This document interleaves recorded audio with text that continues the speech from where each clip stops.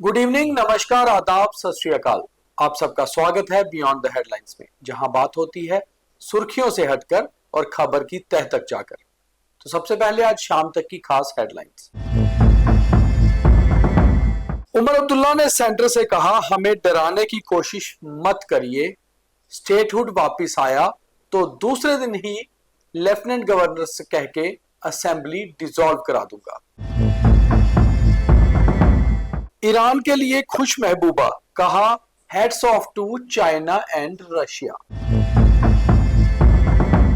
फारूक अब्दुल्ला का फिर स्टेटहुड पे बयान, कहा मुस्लिम मेजॉरिटी होने के कारण गया रियासत का दर्जा। 10,600 करोड़ के प्रोजेक्ट्स के लिए चीफ मिनिस्टर उमर अब्दुल्ला ने केंद्र का किया धन्यवाद, कहा मकसद टूरिज्म नहीं डेवलपमेंट भी है। अमरनाथ यात्रा से पहले उधमपुर में एसडीआरएफ की मॉक ड्रिल। अगर प्राकृतिक आपदा आती है तो कैसे बचाना है श्रद्धालुओं को, इसकी रिहर्सल की गई।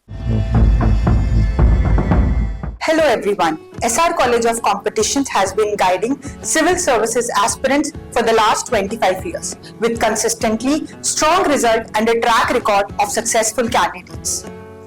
If you're a graduate, our regular batches are designed to give you a focused start for IAS and JKS examinations. अगर आप कॉलेज में हैं, हमारे foundation batch will help you build the right base from the beginning. Our course offers complete syllabus coverage, prelims plus mains, GS paper 1 to 4, essay and CSAT. We have experienced UPSC and JKS faculties.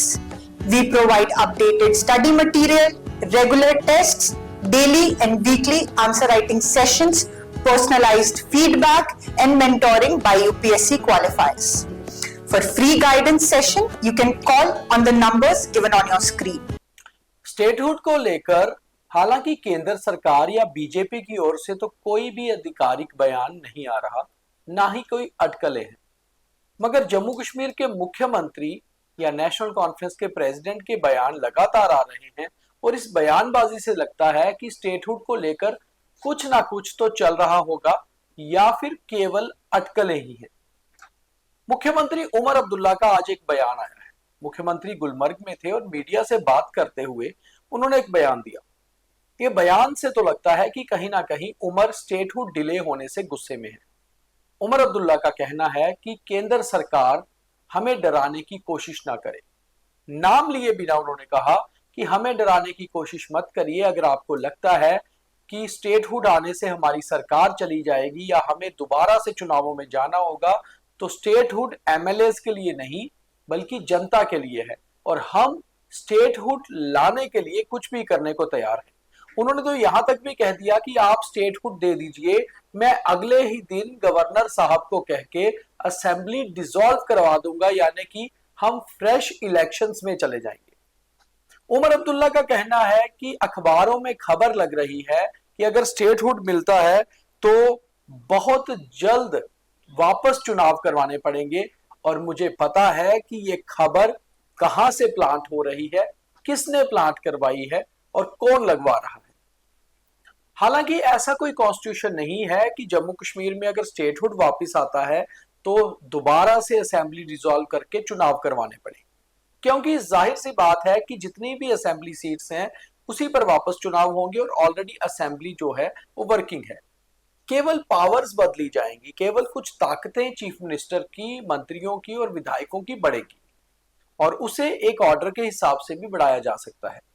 मगर बड़ी बात यह है कि आखिर ये कहां से खबरें निकल रही हैं कि अगर स्टेटहुड आता है तो असेंबली डिसॉल्व होगी। और उमर अब्दुल्ला का कहना है कि उन्हें पता है ये खबर कहां से आई है और खबर को प्लांट किसने करवाया है। तो आखिर उमर अब्दुल्ला और क्या क्या जानते हैं, मगर कहीं ना कहीं उमर अब्दुल्ला के दिल की बात बाहर निकली और उनका कहना था कि विधायक उनके डरने वाले नहीं हैं और अगर ऐसी खबरें लग रही हैं तो जाहिर सी बात है कि निशाना यही है कि विधायकों को डराया जाए, मगर उनके विधायक डरने वाले नहीं हैं। इसलिए अगर स्टेटहुड वापस आता है तो वो अगले ही दिन गवर्नर साहब को कह के असेंबली को डिसॉल्व करवा देंगे, फिर आप नए चुनावों में जाइए और दोबारा से चुनाव लड़के जीत के आइए।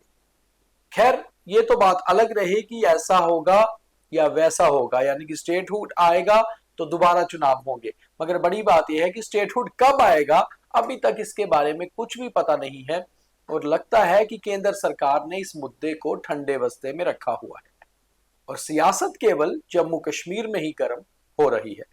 अगली खबर की बात करते हैं तो जम्मू कश्मीर की नेता, मगर पूरा ध्यान ईरान इजराइल वार पे था और ईरान के साथ खड़ी हुई नजर आई। हम बात कर रहे हैं पीडीपी अध्यक्षा महबूबा मुफ्ती की, जो कभी जम्मू कश्मीर की मुख्यमंत्री थी, जम्मू कश्मीर की बड़ी नेता तो हैं ही हैं, और जम्मू कश्मीर की ही एक पार्टी को रिप्रेजेंट भी करती हैं। 3 विधायक भी यहां पर हैं। मगर आज बहुत खुश नजर आई, एक बयान दिया एक वीडियो एजेंसी को और ये कहा कि ईरान के लिए बहुत खुश हूं।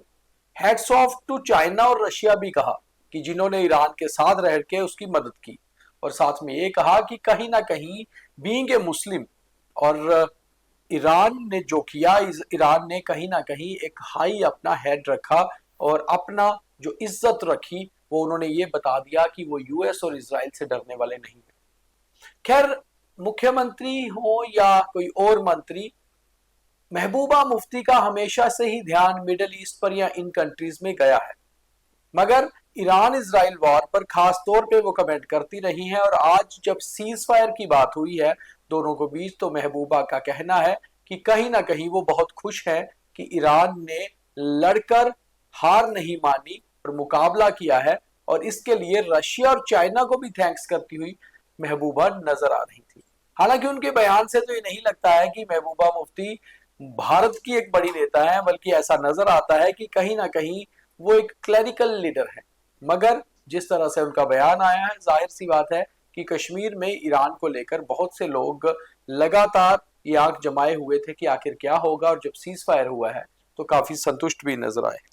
अगली खबर की ओर बढ़ते हैं। डॉक्टर फारूक अब्दुल्ला का बयान, जैसे मैं पहले भी बता रहा था कि नेशनल कॉन्फ्रेंस के प्रेसिडेंट और फॉर्मर चीफ मिनिस्टर तो हैं ही, लगातार स्टेटहुड को लेकर वो भी बयानबाजी कर रहे हैं, और आज उनका जो बयान आया है वो भी गुस्से में नजर आया, और उन्होंने कहा कि मुस्लिम मेजॉरिटी होने के कारण ही जम्मू कश्मीर का स्टेटहुड डिले हो रहा है और छीना भी था। उनका कहना है कि क्या हम भारत के दुश्मन हैं? अगर ऐसा नहीं है तो हमें फिर स्टेटहुड वापस क्यों नहीं मिल रहा?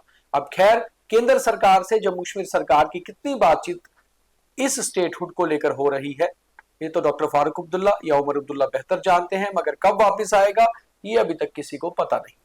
केंद्र सरकार ने जम्मू कश्मीर सरकार का 10,600 करोड़ रुपए का एक बड़ा प्रोजेक्ट मंजूर कर दिया है। इस प्रोजेक्ट्स में सड़कों का काम और टनल्स का काम है। ऐसे ही एक टनल जो है वो मुगल रोड पे भी बनाई जानी थी, जिसके लिए पहले से ही मुख्यमंत्री उमर अब्दुल्ला ने चुनावों के दौरान जनता से वादा भी किया था। वो खुश है कि केंद्र ने इस प्रोजेक्ट को मंजूरी दी है, मगर कहीं ना कहीं जीत का सेहरा अपने सर बांध रहे हैं। नेशनल कॉन्फ्रेंस का कहना है कि ये मंजूर करवाने में केंद्र सरकार से नेशनल कॉन्फ्रेंस की सरकार का ही हाथ है। उमर अब्दुल्ला ने केंद्र का धन्यवाद भी किया और ये भी कहा कि केवल ये प्रोजेक्ट टूरिज्म के लिए नहीं बल्कि डेवलपमेंट के लिए भी है, और उनकी सरकार का ध्यान पर्यटकों पर ही नहीं है बल्कि विकास पर भी है। तो जाहिर सी बात है कि केंद्र सरकार के साथ लाइजनिंग से जितना काम होगा उससे डेवलपमेंट आगे बढ़ेगी। अमरनाथ यात्रा यूं तो 2 जुलाई से जम्मू से शुरू होने वाली है, मगर तैयारियां लगातार पूरी हो चुकी हैं और या की जा रही हैं। एसडीआरएफ की टीम ने उधमपुर में आज एक मॉक ड्रिल रिहर्सल की। ये मॉक ड्रिल रिहर्सल इसलिए थी कि आपदा के समय आखिर अगर श्रद्धालुओं पर कोई आपदा आती है, जैसे रास्ते में लैंडस्लाइड होता है या बाबा अमरनाथ के दरबार में वहां पर कुछ होता है, जैसे पहले भी प्राकृतिक आपदा आई थी, तो श्रद्धालुओं को तुरंत से कैसे सेफ जगह पहुंचाना है, कैसे बचाना है, इसके लिए पूरी तैयारी भी की गई। उधमपुर में क्योंकि लैंडस्लाइड प्रोन एरिया है, वहां पर एक फुल ड्रेस रिहर्सल की गई। समझ लिए फुल ड्रेस का मतलब कि पूरी तैयारी से। इस रिहर्सल मॉक ड्रिल का मतलब ये था कि अगर कोई ऐसी आपदा आती है तो कैसे बचाया जाए। और वहीं जम्मू से लेकर बालटाल पहलगाम दोनों रास्तों पर एसडीआरएफ और इसके अलावा बाकी कई सारी सिविल डिफेंस की टीम्स को पहले ही तैनात कर दिया गया है। तो ये थी आज की खबरें। अब थॉट ऑफ द डे, और अब आज का ज्ञान यानी कि थॉट ऑफ द डे। आपके जीवन में भी कोई ना कोई डोनाल्ड ट्रंप तो होगा। डोनाल्ड ट्रंप यानी कि अब इस पे काफी मीम्स भी बनने लगे कि कहने को तो एक देश के दोस्त हैं मगर बात दूसरे की भी रखते हैं, यानी कि विचोलिए की भूमिका मगर झुकाव एक तरफ। चाहे वो भारत पाकिस्तान के बीच में सुलह कराने की बात हो, यूक्रेन या रशिया के बीच हो, या अब ईरान और इजराइल के बीच, डोनाल्ड ट्रंप होते तो एक तरफ है मगर दूसरे को भी नाराज नहीं करते और उसके साथ भी संबंध पूरे सही रखना चाहते हैं। इसलिए अगर आप डोनाल्ड ट्रंप हैं या आपके जीवन में कोई डोनाल्ड ट्रंप है तो समझ लीजिए वो किसी के नहीं है। वो सबके होने का दावा भी करते हैं मगर हैं किसी के नहीं और अपने लाभ के लिए अपना बीच का रास्ता निकालते हैं। इसलिए ये पहचानिए कि आपके जीवन में ऐसा ट्रंप कौन है। तो आज का ज्ञान यही था और आज का BTH भी इतना ही। कल दोबारा मुलाकात करेंगे, तब तक के लिए द न्यूज रूम 24 आवाज के सभी कार्यक्रम देखते रहिए। धन्यवाद। जय हिंद।